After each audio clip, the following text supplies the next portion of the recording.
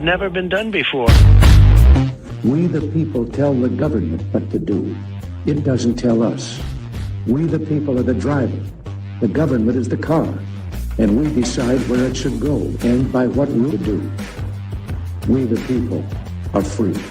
And I hope we have once again reminded people that man is not free unless government is limited.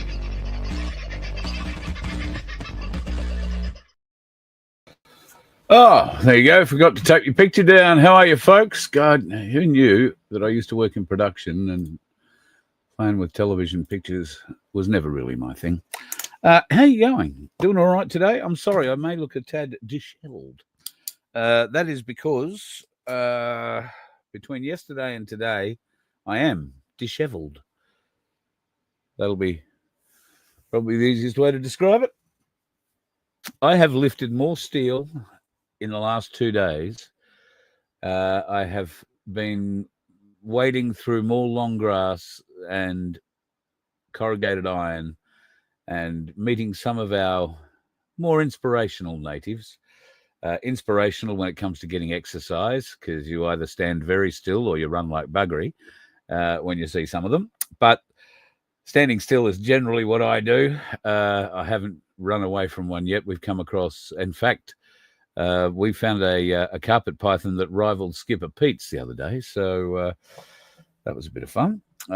Gave him a nice new home. There was another one that we went back to try and save on the side of the road, but by the time we got there, he'd actually done a runner as well. So God love him. He did pretty well. First one in the show tonight. Rachel, happy Wednesday to you too, my darling. I hope you and JFK are doing well, young Jimmy, and looking forward to seeing how life goes on in the near future in Tasmania. Of course, for those of you that aren't aware, Rachel is a hell of a healer. She's been able to send, along with her team, and Tony, who has a team as well, been able to heal me in all sorts of ways from a distance. It's been absolutely mind-blowing, opening whole deal.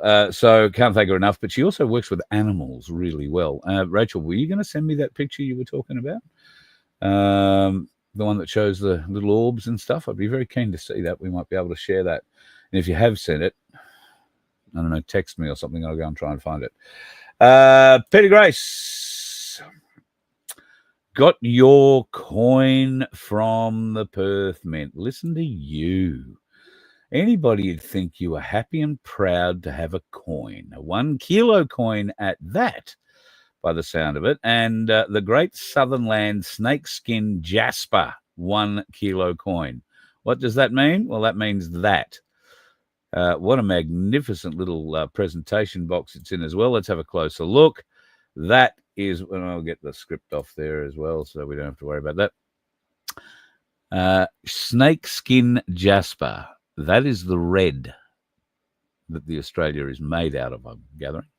But what a truly beautiful coin, mate. Thank you for sending that to us so that we can have a bit of a look. And I know, bought it a premium. Silver currently spot price dropped a bit today. So if you paid today, mate, you probably got it a bit cheaper than you would have yesterday. Yesterday, of course, silver went through $64. Did you happen to notice that? I did. I was out in the bush dodging snakes and bits of steel, and you don't want to know. So missed it dropping, although I think it started out this morning at just above $64.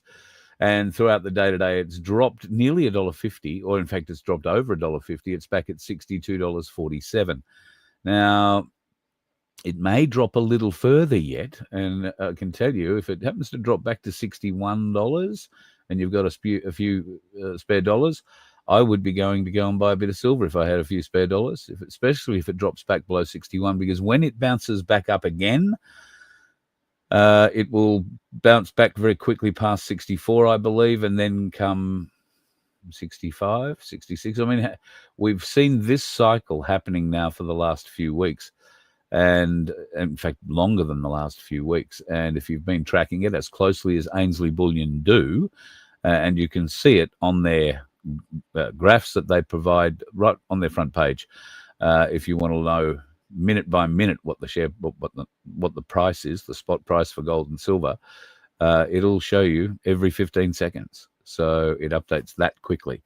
But I would expect you'll see gold is back below 5,500. I think it came very close to 5,600 in the last day or so, but it's just under at the moment at 5,496.64. And as I say, silver is 62.47. Platinum, always worth talking about, just over $2,000 now for an ounce, 2,074.75. That is obviously back down a little bit from what it was. It was well over $2,100 just a couple of days ago. But these are the sort of bounces you expect in the market. So don't sweat it if that's what you're wondering about. The gold-silver index, as always, is pointing down at the moment, which is a good thing. It's gone slightly up from what I saw it at yesterday. It was 86 point something 16, I think it was. And tonight it's 87.98. So while it's risen slightly, it's still on a very good downward trend, and we want it. The closer it gets to parity with gold, the better it's going to be for everybody who's holding a bit of silver. And if you need help holding silver, then by all means feel free to make your own choices. There are people you can go and see all over the country, but Ainsley Bullion have been doing it now in their 51st year. I was going to say 51st, their 51st year, and I've got to say, from my dealings with them, they are truly magnificent people, and so many of you have shared that experience, I think, either through your self-managed super fund or by taking the opportunity to go in and check them out in store in Sydney, Melbourne, and the Gold Coast now, or just buying online through ainsleyBullion.com.au. Their service is absolutely astounding. So I'm very happy to be associated with them. And today, of course, we started delivering some of our Byron Bobs, Jan and Craig, who live just north of Brisbane. Probably the closest to me outside of Adele, who is on the Gold Coast. And Adele, you should get yours. I would have thought you'd have got yours today too, actually. Maybe yours will be there tomorrow. Tony, yours will probably take a couple of days. Should have it by the end of the week, fingers crossed. But, you know, snail post being what it is, we might have a few issues there. Shane, yours will be on the way shortly. Haven't sent yours yet, but it's right here. And I've sent a couple of others down to Mitch and to a few others. So all of yours should be arriving in the very, very near future. Sunflower, yours will be coming as soon as we get some new, or some more, should I say. And I guess they will be kind of new, some of them anyway. New holders made. Now, Vince has been working his clacker off, and I know he's in the chat tonight. So, folks, send him a bit of love in the chat, because Vince, in spite of all outward appearances, has a few problems with his ticker, and he likes to sleep when he likes to sleep, and sometimes he goes to sleep. And that's quite a while. So his printer goes off, does its thing, but these things take a while to print. And of course, we are now looking at another, I think, 9 coming from Vince in the next day or two by the time they're finished up and bucketed off and sent, or maybe he sent them today. And then we have some new ones that I will share with you. I've just got this photo in seconds before coming to air. I haven't cropped the photo to bring them up close at all, so you might have to squint a bit or bring them up on your TV. But these will be the new 1/10 Ainsley Byron Bob holders, which have been printed by not Vince this time, but one of you, Silver Fox. And mate, thank you. They absolutely look spectacular. And that's just in a photo. I can't wait to see what they look like in my hand. Made out of the same silk blue that we're using in the other ones. And Vince's, I'm not talking Vince's down at all, but the difference between Vince's printer and Silver Fox's printer, aside from being, I imagine, a great deal of money, is Silver Fox's will print a couple of colors, whereas Vince's won't. And Vince's had to hand paint. So the first 9 that have been handed out are very, very special because Vince hand painted them. I have two here that I have really messed up when it comes to hand painting. Not good. Got a hand like Steady Eddie. It didn't help at all. However, Vince's really good, but his are hand painted. And then these new ones will be completely 3D printed. So they are spectacular. I'm not sure how many we can convince Silver Fox to make for us. And who knows, we're getting some from Pete from Penaroo's young bloke too, Will, who's got a new printer and a very flash one at that, even if I couldn't actually figure out his test print was a skull. That's more to do with my eyes than his printer, trust me. So I'm looking forward to seeing what comes out of there. So we will have a few more of these coming up, but we're just getting our orders together, and the next lot to go out will be a Sunflower and a couple of others that have. I'm just waiting for the holders, and they're coming. So hopefully yours will arrive sooner rather than later for those folks who have already seen. Chat, tell Carl what is missing Carl's signature. Yeah. If you get the one that doesn't have the signature on the back of it, then I guess that makes it even more special. But I know what number needs to be on there. So if you've got that, and there's a chance, given where I've sent these, I'll be in your area at some stage in the not too distant future. If you've got that and you want me to sign it, great. But might be interesting to see what comes out of that. Might be worth something one day. Might not, but that's what makes these things collectible. Because you have the first run hand-painted Voice of Freedom box with a unique flaw. You are the missing number. Now, I could choose not to have a missing number. I could just write the number I should have put on yours and say, oh, shit, I'm sorry, I didn't put a number on yours. I'll do it next time. But when I do, I'll know what number I'm up to, and I'll number it that. But I'm not going to do that. If you find me, or you write to me, tell me who you are, and we haven't sold 1 million of these things, so it should be pretty easy. One of you has got one that isn't numbered, so it does make it quite unique. Up to you if you want it signed or not. But I do know what number it should be, and I have the next number in line sitting down here. So that's going to a guy named Shane. So yes, we'll see. V for Vince's version. I like that, Daniel. Vince's version.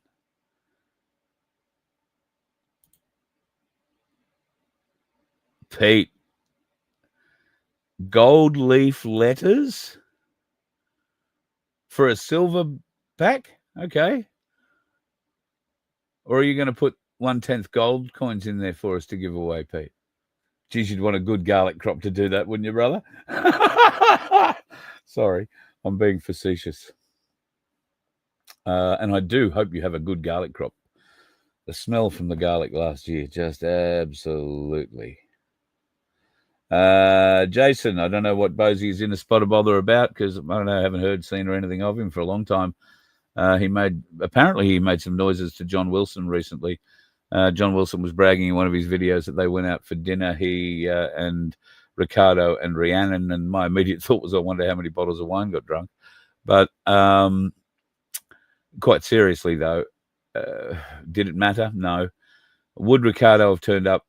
No, because he's been bitten by the Cossack on at least 2 occasions before. And I believe Ricardo is a smart man. Although you didn't have to be a smart man to see what was going to happen last weekend.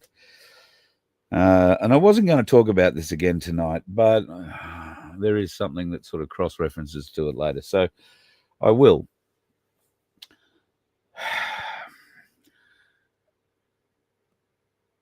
The Freedom Union, and I'm going to say by that John Wilson, is running a narrative at the moment that is misguided.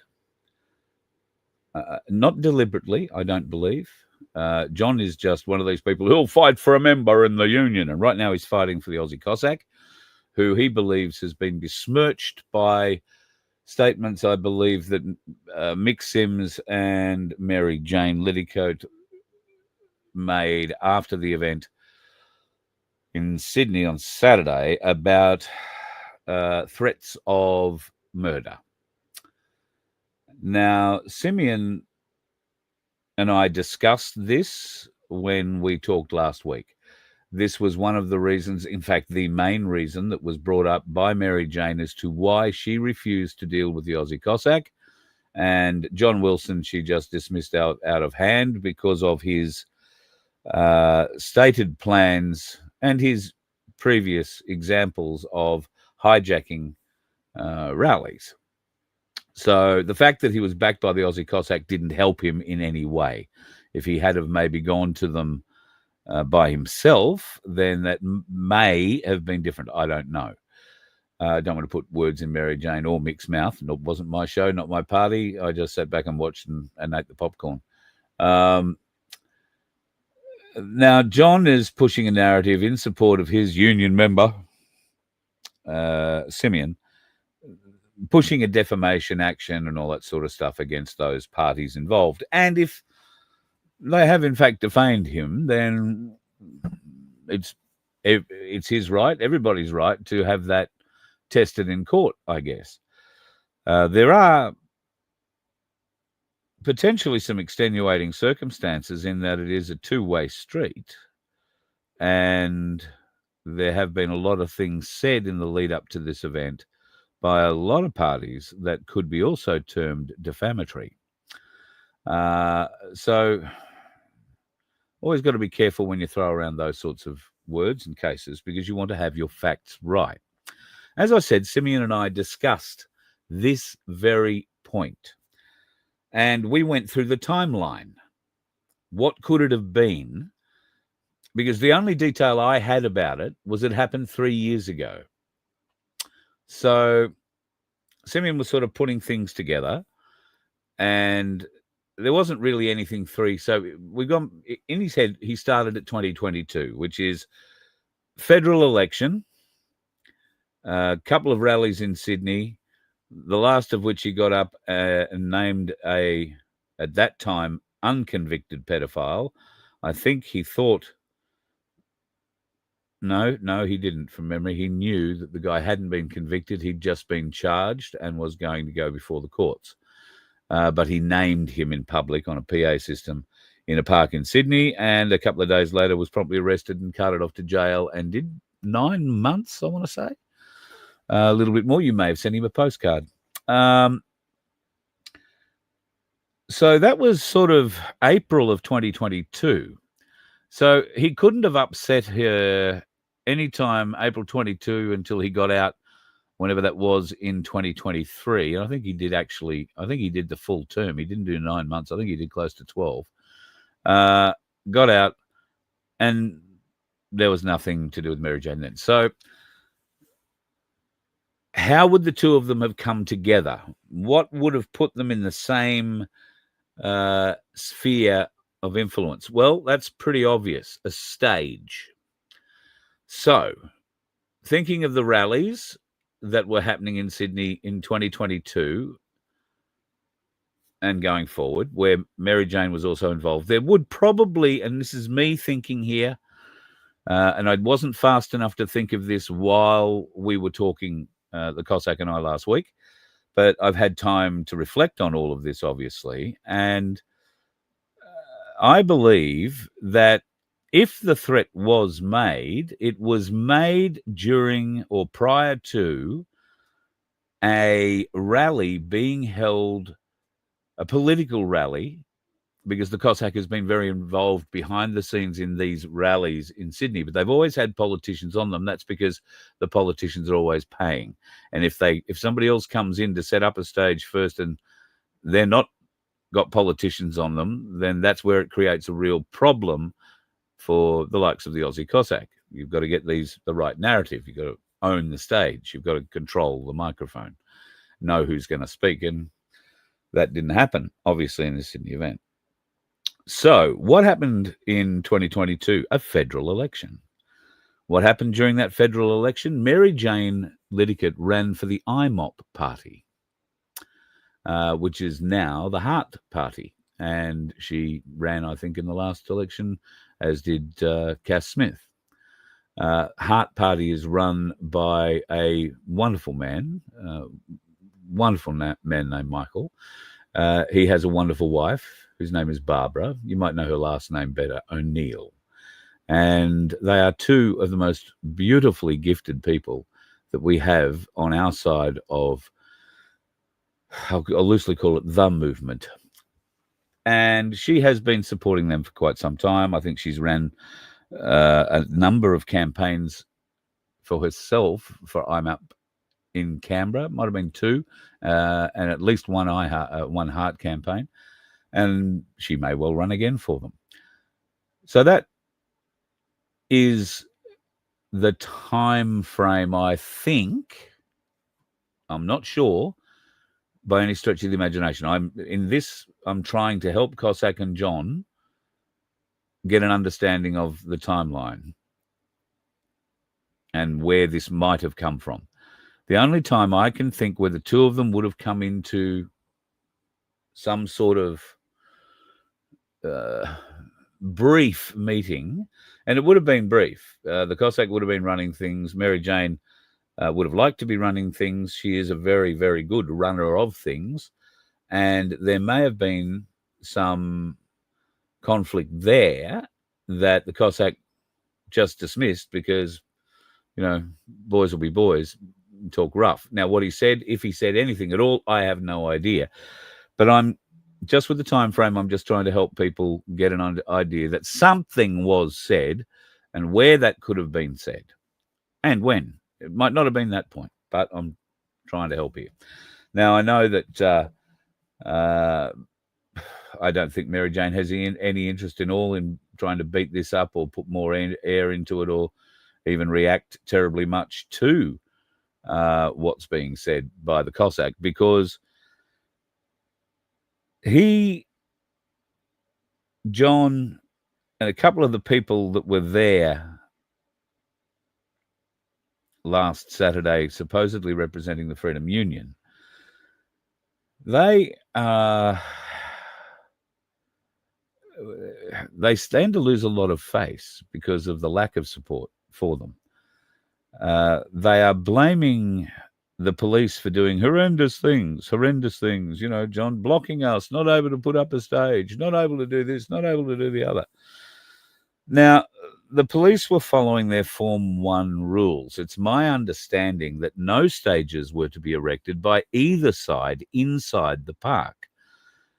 And whether or not the people who put in the Form 1 for John Wilson, and I believe that's the Aussie Cossack or Aussie Cossacks people, whether they wrote, because it's quite clear in a number of the videos, they didn't write that they were going to bring in tents or barbecues or anything else, a generator, a big stage, a big PA system, all that sort of stuff.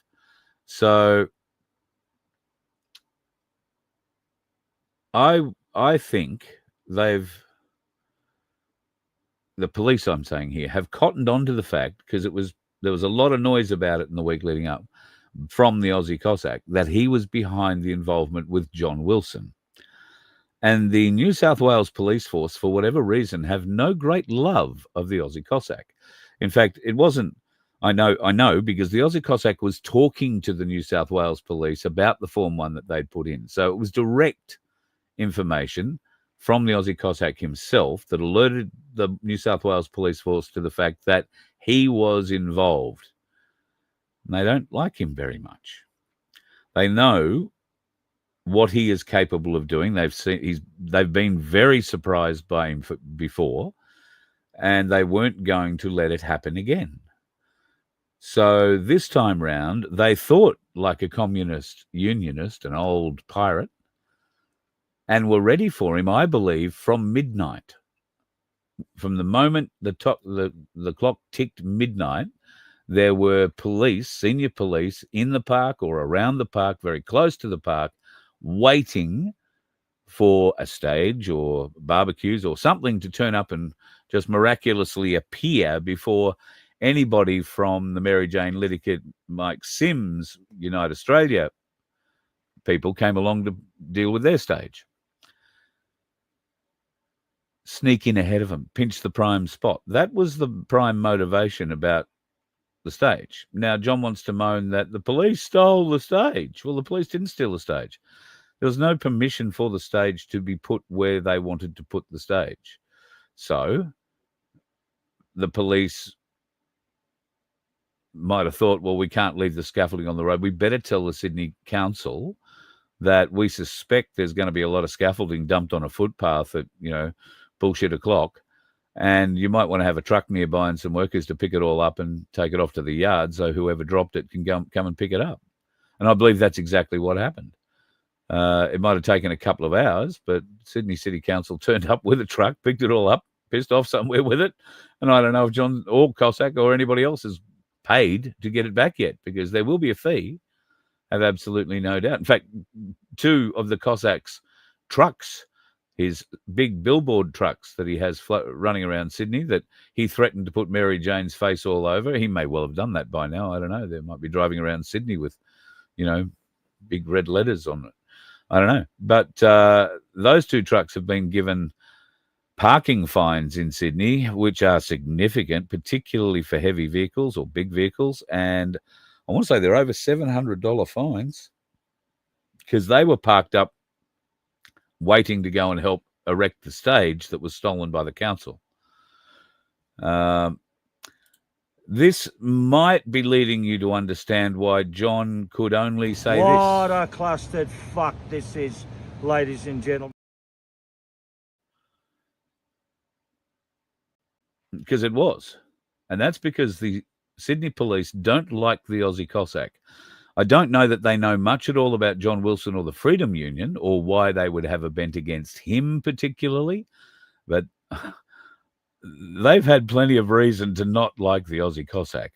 One of the reasons that we all liked the Aussie Cossack in the early days was because there was no better bloke to go out and do what he was doing when pulled over by police. He was exceptionally good, very, very funny, hilarious, in fact. And if he had stayed there in that vein, it would have been good. But he upped the game. He got political and he got into the behind the scenes of the politics, the power playing and the money.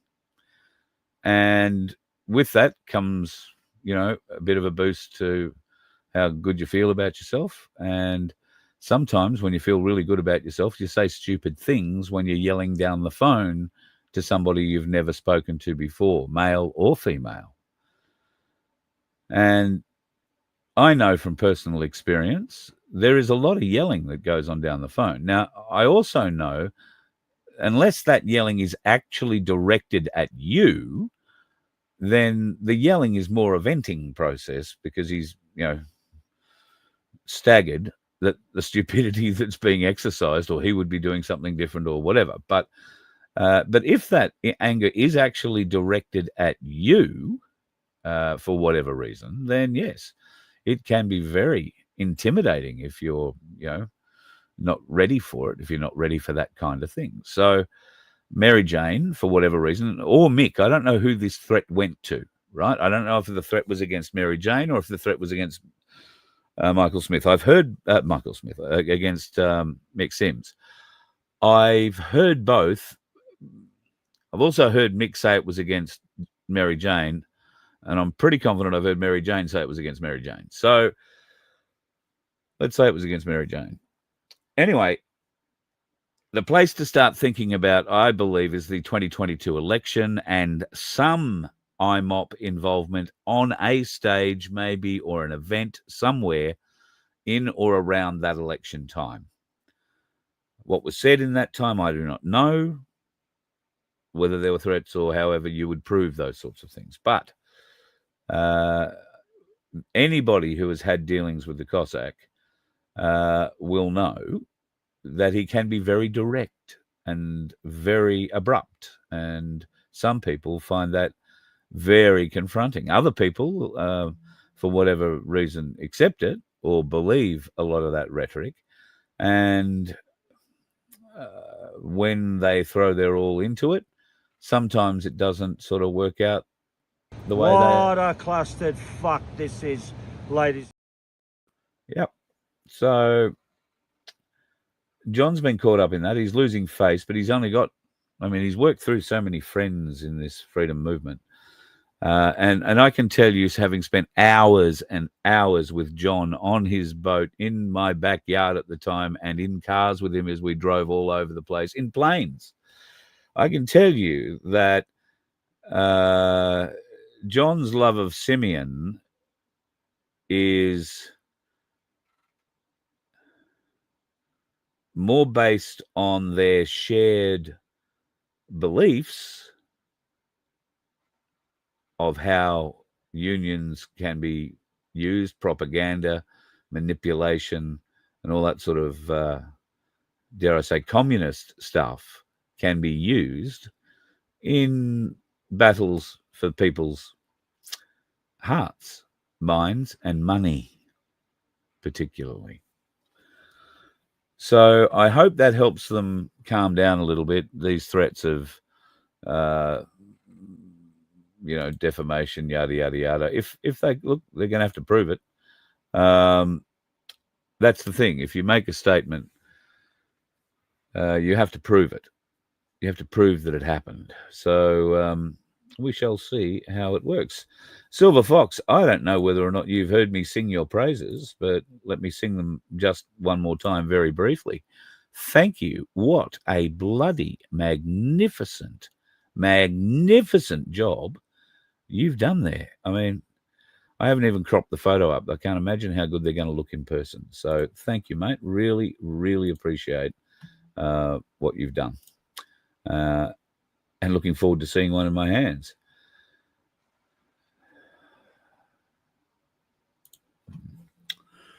All right.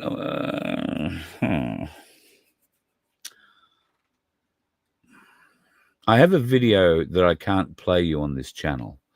I was sent this video earlier today. In fact, I only got to it minutes before the show. I think I have loaded it into here. In fact, no, I don't think I've loaded it into here, because if I accidentally played it, it would get the channel kicked completely from YouTube. It does show the kill shot of Charlie Kirk. Interestingly, and I don't think I've ever fully explained it, and Vince, I don't think, has ever said. Vince and I have had eyeballs in the house, dude. Well done, congratulations. Love your work. See you soon. Vince and I have had a number of conversations privately, and we've shared screens and watched close-up video of Charlie's death. We have analyzed it frame by frame by frame by frame. And one of the intriguing things for me has always been, and Vince, I hope, remembers that we spoke about this, one of the things that triggered me. People were following the black dot on his shirt and the letter F, which appears to disappear from his shirt. Now, Vince and I both agree the black dot is something that's on the shirt as part of the logo, and the F and the black dot both get folded in wrinkles, but the dot, for whatever reason, appears to be moving across Charlie's chest, and then a hole appears in his neck. The hole that appears in his neck has always bothered me. And if you have access to that video, I would urge you to zoom in on it and see if it bothers you, particularly the way that it appears and the size of it. The hole in his neck is quite a sizable round. The Mauser that supposedly is the weapon that shot him wouldn't have left that sort of entry wound. Also, how do I say this? The fountain that came out of him came in a way that indicates the shot came from behind Charlie. Vince and I have been talking about the ricochet off the body armor that Charlie was wearing. But even then, I said to Vince the other night, even with that theory, we have a bullet that turns more than 45 degrees. It's another JFK bullet. To have hit and gone through the way it supposedly has gone through didn't add up. And the bullet would have passed through and through and gone into people inside of the crowd or whatever. I don't know. I've seen a video that's been sent to me here tonight. I can't play it to you. It is, I may take some stills from it and put it in the show tomorrow night. We might be able to zoom out of a few things. There is no blood in this video, which is the other thing that might be able to get me away from how it is. But we're specifically going to look at about 4 frames. And we're going to look at a gentleman who's standing behind and in the crowd of Charlie, who, after some hand signals, which people are correctly identifying, there's a guy in white standing there, doing baseball wiggles, and there's a guy in a black shirt who is integral to all of this. And once I go through this thing and figure out that we're not looking at something that's been AI generated or played with, I'll tell you more about it. But at this stage, it's blurry, but it's very identifiable that there is a gentleman in a white shirt. You would need to be looking at the angle taken from stage right. As you look at the stage, there is a camera angle that is essentially looking at Charlie while Charlie's facing that way. That's the angle you want. You can see the 2 gentlemen behind him, and then go back into the crowd and look for a fellow with a white shirt. It happens very, very quickly, and you see a bloke pull a pistol up, pull the gun and pull it down. Charlie reacts at exactly the same time. You see the recoil in the gun and the pistol goes down again. But it's a pistol, not a rifle. You don't think it's a gun. All right. Well, it certainly looked at it on my first pass. But interesting sort of view, interesting timing, interesting everything, particularly the guy in the black shirt. So at any rate, there is a lot of weirdness going around about Charlie, and I'm not going to be speaking about Charlie Kirk in any bad way. I think what he was doing was integral to this, to getting younger people into a more awakened state. So if he's still okay, and I pray that he is, then all great. There's a lot of talk about Freemason involvement. He was an Eagle Scout. His hand placement in the coffin, there is a badge on him apparently, but I haven't seen that picture. Look, at the end of the day, does it matter? What has it done to the world? There is a "We Are Charlie" message. I am Charlie. We are Charlie, or Vince will set me straight the right wording. But it's going to be a movement. It's going to be a global movement. Now, is it going to be a global movement for good?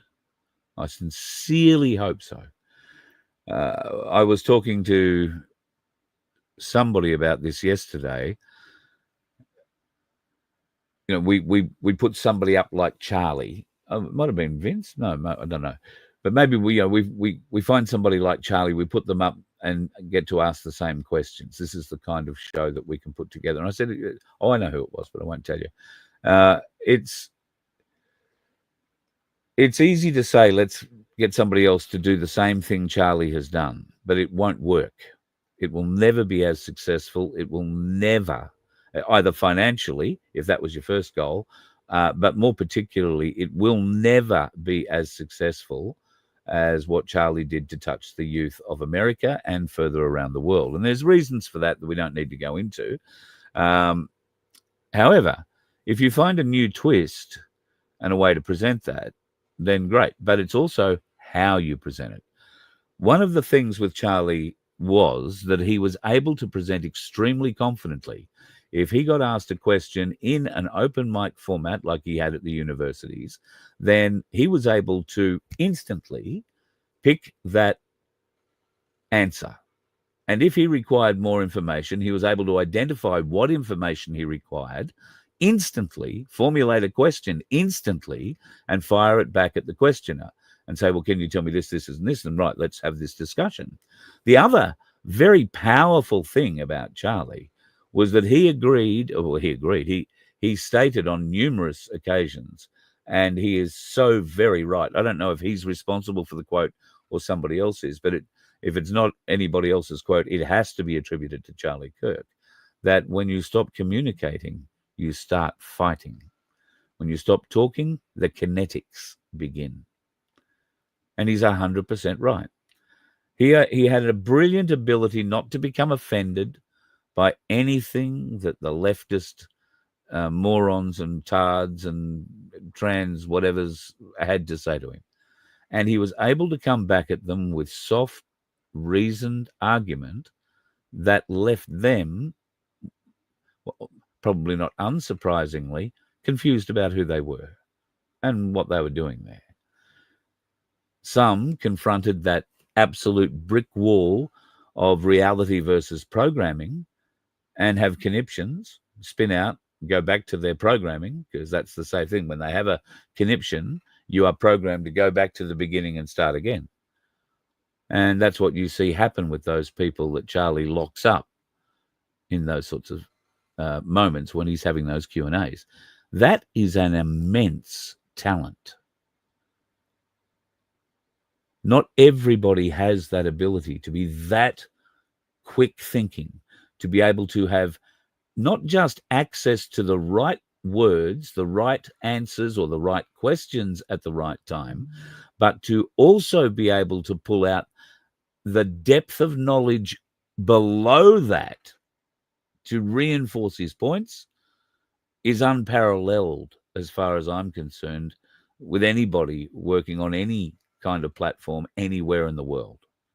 He was 100% unique. And I've often wondered how he's lived as long as he has, because, and I guess it's because he's always resisted that sly little wink or sly little smile at the end to say, ha ha, fuck yeah, idiot. He's never done that. And I guess that in some way has protected him up until this moment. But if you go and have a look on the boards, you'll find someone had to die.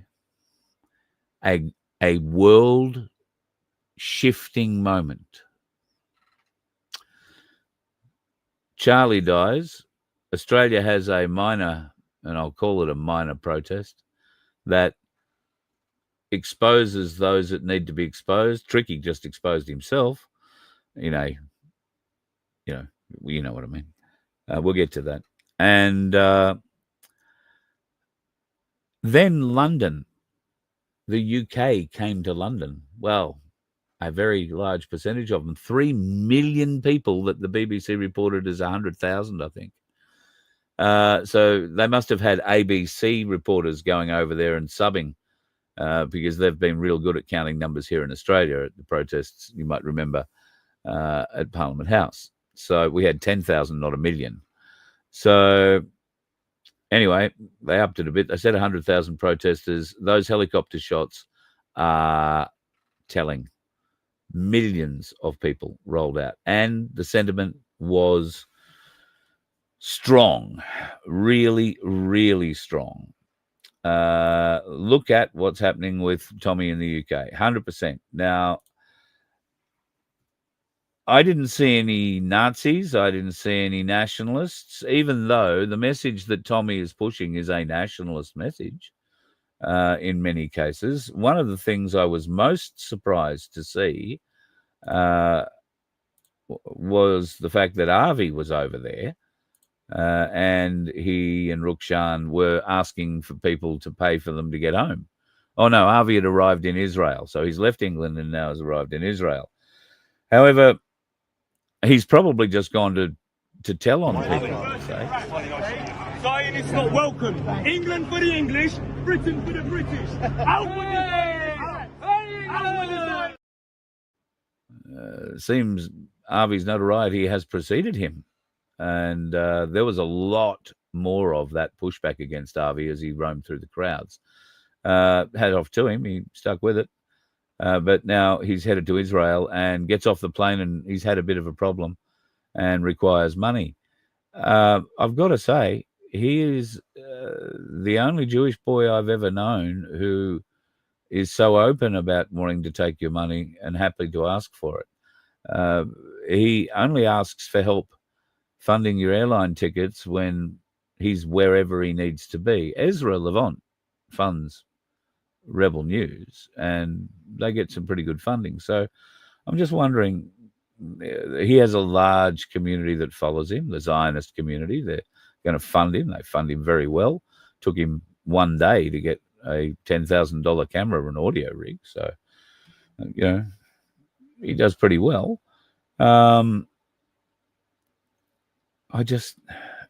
Anyway, he's gone off to do whatever he's doing in Israel at the moment, and he left our rallies to ourselves this weekend, and it was great to see that some other media got out and about. Amanda Sheedy helped us out. She's obviously doing some stuff with Pure Media, and Chris Coveries from Sydney was running around the Sydney rally doing some great stuff for his channel, which I pinched. Joel Jamal, who was doing much the same as me, sitting in the studio trying to coordinate it all. He was also pinching a lot of the same footage. What we didn't see was any footage coming out of the other protests in Melbourne, which apparently got a bit feisty, but nobody that I could find was live streaming it. It was very, very suppressed if that was the case. And nobody contacted me to say, here's my stream. So we don't know really what happened down there, but I'm sure there'll be some form of narrative coming our way. Brisbane, of course, we know what a shit fight Brisbane turned into. And there are a lot of people who are very unhappy with Tricky and TPR, the People's Revolution, the group he's been with now, well, since he started all this. If you haven't seen the footage, I'm not going to play any of it. I don't want or need to. Some of the comments are pretty self-explanatory. We left as many others did. Tricky had obviously been paid off, or his ego has gotten the better of him. There were so many first-timers left in disgust. He bagged people for attending the last rally. He seems to care more about the people marching for Gaza than Australia. He said we need immigrants and there's plenty of room for them, and he thinks Islam is a wonderful religion. He lost us. There was that, but there were plenty other ones. So I'm not going to go through them and read them all because there are pages and pages and pages of them. And I've heard through channels that Tricky's not feeling too flash about all this. So I'm not going to pile on him. And I would hope others, can follow my lead. There is no reason to pile on him. What's done is done is done. There's no point in blaming him. He thought, for whatever reasons, he was doing the right thing. I've had a person contact me today that just tried to make excuse after excuse after excuse, particularly surrounding things like sponsorship for the event. It was my understanding that Freedom Financial Solutions was a sponsor of the event because they paid for the stage and the PA. Joel Jamal tipped in a bit of money from Turning Point to pay for the stage and the PA. It's my understanding that between the two of them, and maybe Joel pulled out at the last minute, I don't know. If not, FFS paid for the stage and the PA at the Sydney rally. That's all, because they don't own a stage or a PA. But Tricky told me in the phone conversation that we had last week that he has a stage and a PA. So he doesn't need sponsorship for either one of those. He also has marquees and, gazebos and that kind of thing. So he doesn't need sponsorship for those. So exactly why was he seeking sponsorship would be the question I would ask, and why is it being used as an excuse? now I understand these things cost money to run. Sponsorship money, if you want to get a lot of people to turn up your event, you want to promote it. And as we are finding here, promoting anything on any of the social media channels using, their come and spend money with us mindset. And the reason I can tell you about this is because we have a lottery, okay? I think we've got 711 of 750 tickets sold. It's taken us, I don't know how many weeks, Vince, you can figure that out, but it must be 3 weeks to get through this. $750 up for grabs and an ounce of silver. Now, I understand times are tough, and, we'd like to churn this over once a week if we could, because it's more feed for the donkeys, but understand times are tough, so it is what it is. But if somebody could clean up the last few tickets there, that'd be just absolutely awesome. But I forget now how I got into that. Oh, because we've had the lottery running, we use that to sponsor ourselves, to pay for our server costs, to pay for my $350 a month phone bill, which is to connect everything up and all that other sort of stuff. That's what that goes to help fund, right? I can tell you, Vince and I did the figures on it the other night, that the Byron Bobs are not what we would call a highly profitable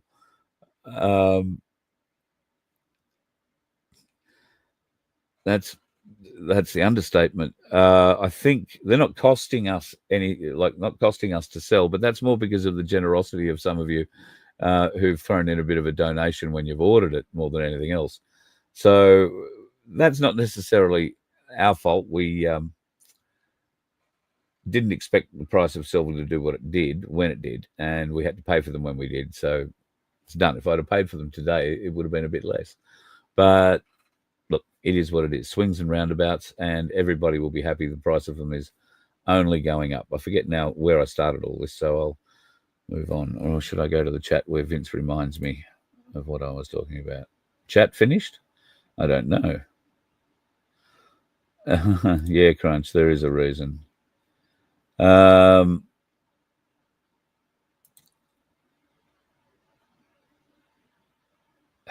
Tricky, an ex-copper. I didn't know that. So anyway, Tricky's whole shit show went to pieces. Oh, that's what I was talking about. Maybe he's learned from this. From what I saw, the video that I saw, he lost the entire crowd.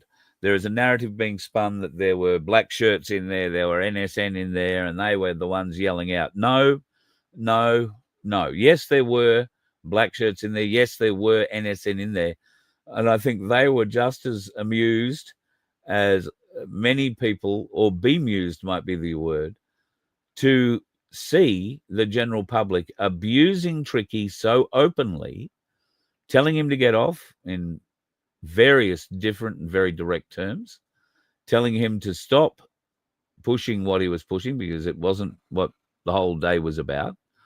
And then when he started doing what he did to raise a few funds, and I don't begrudge anybody raised a few funds, but the whole agreement with everybody who got to put this rally on was that you didn't do that.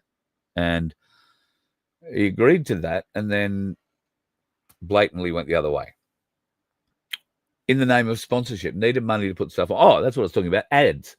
So, yeah, we inquired how we can, advertise more broadly on Facebook and put some ads on to try and sell our lottery tickets quicker. And it turned out it was going to cost us more to put one Facebook ad on than the lottery generates in total. Did I say that right? Every cent that the lottery generates,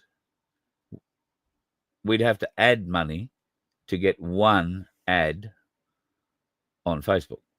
So we require you to help share merch.vof.com, hit the Sanctuary 75 button or 750 button and share for us, because we can't afford that sort of advertising cost, I'm afraid. Not in a pink fit. And so what we need is to enlist your help if we can, to help share that lottery as far and wide as you can, to your family, to your friends, to complete strangers. We want to get everybody to be involved. Good night, Katrina. Sorry, you're all off. You're having a fantastic weekend. It's hump day. Yes, at this stage, any new orders for the Byron Bobs will change. I think they will change definitely. I think what we will do is make them $125, and that will cover us. I think probably if silver goes to 70, we'd be covered there. And I don't think we're too far away from 70. But if you want to order, the new orders will be $125. But you are, as I say, getting coins that are valued sort of at $9, variously $9.10 to $9.50 something at the moment, each one of them. So you get nearly $100 worth of silver in your hot little hands straight up, plus the magnificent, and I do mean magnificent 3D covers. These ones from Silver Fox, some other ones coming from Pete and Will in Pinaroo, and I believe they're going to be gold leaf tipped, coloured, so they're going to be pretty special as well. In fact, all of them have a certain unique collector quality to them now that I think about it. Pete from Pinaroo would be the one to tell us about that sort of stuff. So I like that because there's the Vince design with the hand painting. Then there's the same or similar design with Silver Fox, but with the two-color 3D printing. And then there is similar design, two-color printing, but this is gold leaf. I think it could be interesting. A booth and a stall at the pavilion at the Riverland Field Days with a half-page advertising was $2,000. Well, wow. I don't know. All right, I'm looking at the chat because I actually thought tonight what I might do is just ask you if you wanted to talk to me about anything in particular. How long have I been speaking? Right on an hour. So now is probably not the time to do that. But is there, I think I've got a couple of videos tucked down here. They can wait until tomorrow night. There is one thing I do want to show you that did upset me a tad from South Australia, and I clearly didn't add the file, which isn't smart. There has been a lot of pushback regarding Charlie Kirk with police or other very senior Australians, not Australians, people around the world speaking out and applauding the death of Charlie Kirk. A South Australian police officer is now under investigation for describing Charlie Kirk's shooting as wonderful. There is also investigations and sackings, very swift sackings, may I say, in America for people that have been TikToking or Instagramming or Facebooking or twatting or whatever, their delight in Charlie's death. So, and then, of course, there's this bloke who has put out another recent video. Well, you know what that's been about. We are still wondering why the Cossacks videos of late are topless. I did see one that I think he probably prepared earlier for Mother Russia, where he's describing it as very hot in Australia at the moment. Not really. It's not something he'd do, but maybe he's out trying to catch a few rays. I've got to say, though, his framing is getting lower and lower and lower. And the next time he puts out one of these, I think I'm probably going to have to put a bra on it. Just, you know, or some tassels or something. Because I'm honest, I don't really understand it. And what a clustered fuck this is. Anyway, folks, it has been one of those mixed sort of bag kind of days. There's a lot of shit going on, I suspect, overnight tonight. Trump's response to the ABC Four Corners guy. Yeah, that was great. Shut him down immediately. Who are you? John Lyons is the ABC's Four Corners reporter in Washington. and he has had his ass kicked fairly solidly. What I laughed about most was the fact that Trump let out that Albanese will be summoned shortly to go and have a meeting with him, and that he thought he might warn Albanese that this ABC was something to watch, or this bloke in particular. Albanese is in league with the ABC, President Trump. Albanese wants the ABC to ask you those sorts of questions, so he can come to you and be a sycophant. They can try and keep you honest. Pardon me a minute. They always come in twos, don't they? So Albo Sleazy is going to apparently go and see Donald Trump soon. Trump's going to warn him prior to he comes on ABC. You can't trust them. And then I suspect, well, what are we going to see? Are we going to see something like what happened to the South African president, Cyril Ramaphosa, when he went there, and President Trump pointed out all of the bad things that are happening? In fact, I think they watched this video.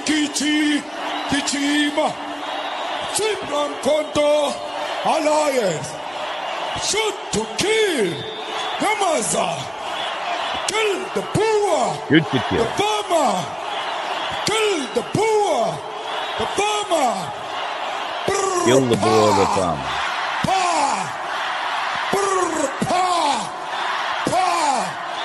Attention. Bullshit. But notice the theming, the black and the red. All right? These are the dark side's colors. And you see the rhythmic moving, the rhythmic chanting. You don't have to remember a great long sentence. All you have to do is remember, kill the boar, the farmer. Kill the boar, the farmer. And literally a football stadium full of them. I don't know what's going on in South Africa, and I'm hoping to speak with some people there in the near future. I've got a mate who just doesn't want to talk about it, whether he thinks it's going to put him in some danger or what, I don't know. He's certainly never been on our side of the fence, so maybe having lived there all his life, it's just how it is. But it must be a very frightening place for people at the moment, South Africa. And we'll never worry, never fear. We've got Anthony Albanese to come help save the day, haven't we? And President Trump, who is in the UK at the moment. He's going to meet up with Keir Starmer. Keir Starmer, who has a very long and illustrious history, we've found out, suppressing pedophile cases in the UK. But he and Trump having a bit of a meeting. I think they're going to Chequers, which is the retreat for the British Prime Minister. There'll be a press conference there where an unrestrained Fleet Street press will get to ask whatever the hell they want. And Trump, I guess, will pick and choose who he answers. Same for the American press. They'll get to chew on him there too. And then I guess he'll be off to that golf club that he owns in Scotland for a round or two before he has a couple of quiet secret meetings with people, puts them in their place, and heads home. You can be absolutely guaranteed the next 48 hours is going to hold some interesting things globally, I reckon, folks. The only thing you can be absolutely guaranteed of, that the dickhead drivers on the road won't be worrying President Donald Trump in Air Force One. You let one ant stand up to us, then they all might stand up. Those puny little ants outnumber us 100 to 1. And if they ever figure that out, there goes our way of life. It's not about food. It's about keeping those ants in line. That's why we're going back. Does anybody else want to stay? Let's ride!